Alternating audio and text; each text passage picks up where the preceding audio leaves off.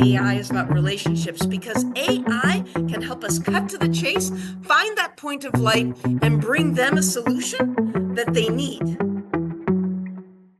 One huge use case, which I do love, and it is with universities, is universities have fantastic research. The researchers, professors, they come with all these really great ideas. That's what they do. Lots of papers coming out of research. Millions, Millions. yes. So these papers are coming out, and you found a way to input these papers in and ask these different models to correlate the data. And from there, how are you using this to find potential commercial partners that could use this? Do you have a different use case per each commercial project? Once I have enough information from the different AI models, so I understand what the paper, whatever it is I've been handed, I know it's about, right? And I know the different commercial markets. So I could actually ask, what are all the different markets? I could ask Perplexity AI, or I could ask ChatGPT, not Claude, because it can't do searches as much. Oh, you use the AI to find the markets. Well, that makes perfect sense. So I'm asking about commercialization. Where could this be commercialized? But then it comes into my own process. Let's suppose I have 3 markets. How do I pick which one to go for? I ask Perplexity AI or ChatGPT, what is the amount of money in each market, and also the COGR, that's the compound annual growth rate. Now that's my own like special sauce. This is where I'm bringing my own experience, right? When money is coming into a market, that is a good market for commercialization. Now this is where the human is coming in. You can ask ChatGPT, Perplexity, whatever, what are all the great markets? And it's going to answer probably based on the ones that it feels are closest. But that may not be the best one by your human description. You as a human, if you were to think about, if I had to do all this research on my own, how am I going to narrow this down? Instead of me doing all the research on my own to look up the market size and everything else, I'm going to ask the tool about that information so that it helps me to narrow it down. The human has to stay in the loop. Otherwise, you're going to get whatever the model thinks. But you as a human, you have the experience. You talk to people. You understand what is of interest in whether it's commercialization or in your area.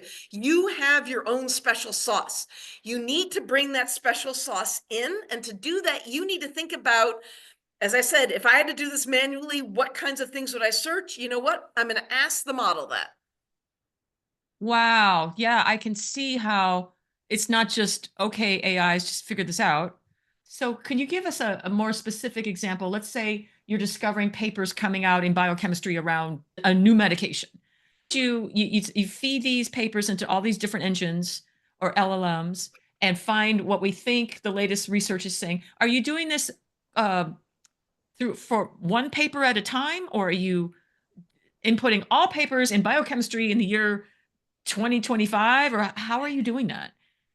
Well, that's actually a good question. So when I want to focus in on one particular project, I start with one paper. Let's say, for example, you want to summarize a paper, you can put it in and then ask ChatGPT to do a summary, but then ask it to quote back to you. Do it one paper at a time. But now let's suppose you need to find more information. Let's suppose Perplexity AI, that's done a pretty good job, but you need to find more papers because you need to understand the field more, and Perplexity AI or what the other models run aground. Then you can look at these specialty GPTs. So if you have a Chat GPT subscription, you notice they have something in the upper left-hand corner that says explore GPTs, and you can explore different ones. Some of them require subscription, some of them do not. I personally like Scholar AI. It is great for researching Mhm. papers. But again, I don't go there first. I usually go there once I have worked through with another model to understand what my search parameters are and what I'm looking for better, because then Scholar AI does better. Yeah, typically my understanding is that commercial interests would be looking for a paper. Like they would go the other way. I'm looking for who did the latest research on HIV research or whatever. And then they would, bingo, here's 20 papers that came in recently. So they're coming in the other way. You're coming from the research angle and Mhm. finding the commercial market for the latest papers that have come out. That's What, fascinating. Yes, that's correct. Even if you're coming in though on the company side, let's suppose you're interested in HIV research, like you said. You Mhm. want to see like the latest papers, you're at a company, you're interested in finding out what's going on.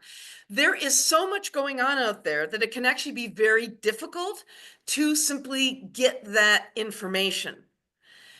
So part of what an AI can do is to help summarize, synthesize, scroll through information the way you might according to the parameters that you're giving it. So that way you at a company, you can find exactly what you're interested in. At a university, if I'm helping a university, I can understand based on very technical details which companies are actually potentially interested or operating in this area by looking at the words the companies use, by looking at the words individuals within the companies use when they're posting on LinkedIn, which is, by the way, a great, you can actually you can search through sources for what individual people at companies are saying. How do you find those people? You can ask ChatGPT, who would be the best person to talk to at a particular company once you've managed to narrow that down. So again, the AI is helping us find the information, but we as humans need to know how to guide it, and we need to be unafraid of it and also willing to engage with it emotionally, in my opinion, in order to get the best results. I love this because I can see how this would speed up. I mean, the best analogy I can think of is buyers and sellers at a horse farm, trying to find each other where it used to take, weeks to find each other. Now it's boom. And to facilitate that information flow of you're exactly what I'm looking for, and that is incredibly powerful. And I think the potential for exploration and research just went wazoo in terms of possibilities. Your work is kind of the broker, right? You're trying to find, Mhm. you're the matchmaker in your company. By the way, rocketsmart.io, everybody. Look that Thank you. up. This is Devorah's company doing this. I think it's exciting. Well, one of the biggest takeaways I've gotten that I really find gratifying when I'm helping people with this work, doing it, we show them, okay, we can now spend more time building a relationship with different people at these companies. Because the problem before, if you thought about it, people would send out all these emails. We see this cold calls all the time, 100 cold call emails, people shouting at each other. There's like a whirlwind of information. There's too much stuff going on. Two people want to find each other. So think about 2 points of light in like a giant sandstorm. How are the 2 points of light going to find each other? And that is the work I find the most gratifying, because the commercialization, the world changing, the ability to move forward in this world. And this doesn't matter what kind of work you're doing. The ability for us to move forward in this world is due to our human relationships and our understanding the other person and being able to help them. And that is why AI is about relationships, because AI can help us cut to the chase, find that point of light, and bring them a solution that they need. This is super exciting. I know we're talking about it in the field of medicine, but I imagine the same 2 points of light trying to find each other could apply to a lot of other fields where you just are trying to match two people or two companies or something that coming together could create something world changing to move us all forward. But the tedious path to find it's a lot of work. It is. And I've actually worked with companies also doing this. And again, finding partnerships, finding that other point of light, making that relationship, and then going forward. And AI is a huge game changer for this, because otherwise it used to be if you knew someone in your network and you would make the introduction, and that's great. But then you have to find the right person with the right network in order to find the right introduction.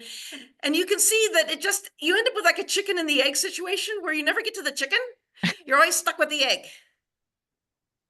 I love this. And or who knows somebody who might know somebody who might sort of in that area. Like there's a lot of work to find exactly what you're looking for in the marketplace. I see you as the bridge of helping 2 points of light find each other. Does it work for dating? I'm just kidding. But that's a great analogy, right? Because you've Yeah. got 2 points of light that are unique in very special ways. They're not duplicates out there. There may be two that are kind of alike, but one is going to be a better fit.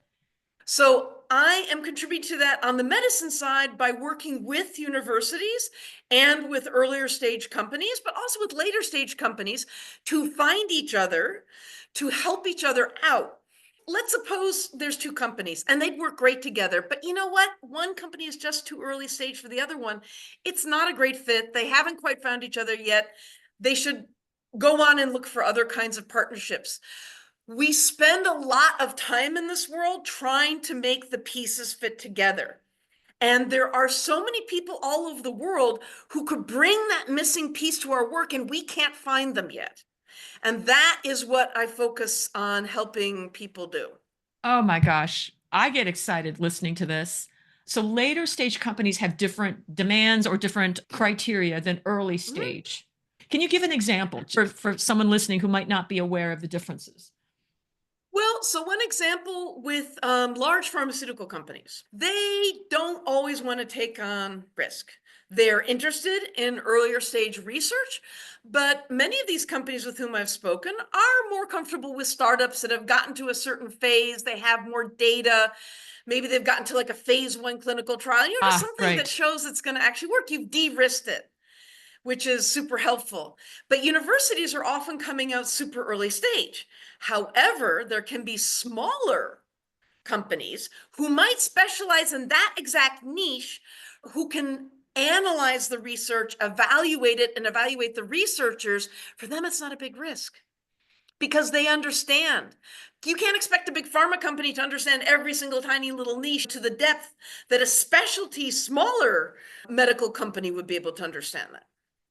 That's exciting. So you just can tell the AI looking for someone who's just made it through phase one clinical or at this stage of their VC funding or what you can be that specific when you're You finding these points of light and putting them together. Yes, you can actually do that. You can also do it indirectly. Now, let's say I wanted something which is a little bit farther along. So I could look for the papers and the research on that, right? So I'm representing a company. The company's like, we want to find something in this area. This is a new area. We want to find something. So I can then look for all the papers, researchers publish information. Clinical trial information is also publicly available. There are public sources of information. So I can go through and see what's been published based on the risk profile and the needs of my client. Now, when I say I really mean the AI, right? I am not going through and doing this. The AI is doing this. This is our Thank, particular tool. yeah, thank God. Can you imagine a human doing this? But the point is, people in their everyday work lives, when they create the right process, they can turn ChatGPT and Perplexity AI and all these tools, they can make them into their own specialty tool by having the right process. You don't have to go around and build the big fancy AI tool. The biggest thing to understand is the questions you're answering. What special sauce do you bring? What would I do if I was doing it manually? Now, I'm doing this on a large scale, so we need to have some special AI tools that can cut some things out. But the great thing with AI these days is that it is becoming so much more, technology is becoming so much more democratized. In the near future, I do believe that we'll each be able to have our own AI agents with whom we can work. But then we have to be comfortable with AI, with letting AI in, with talking with AI and interacting with it. Devorah, this has been so amazing. I'm going to put your information in the show notes so people can reach out to you. I always ask this of all the guests. If there were something you wanted to leave everybody with, like some sort of thought or inspiration or encouragement, what would you like to share with the people who are listening to this episode? No matter how much of a geek you are, when it comes to AI, we're all absolute beginners, and isn't that great? Oh, I love that. I love that. And I love how human you are about it. Thank you. So this has been awesome. Thank you so much. I'm sure I'll have you back again to expand on more of this amazing world that we're in. Awesome. Thank you. Thank you.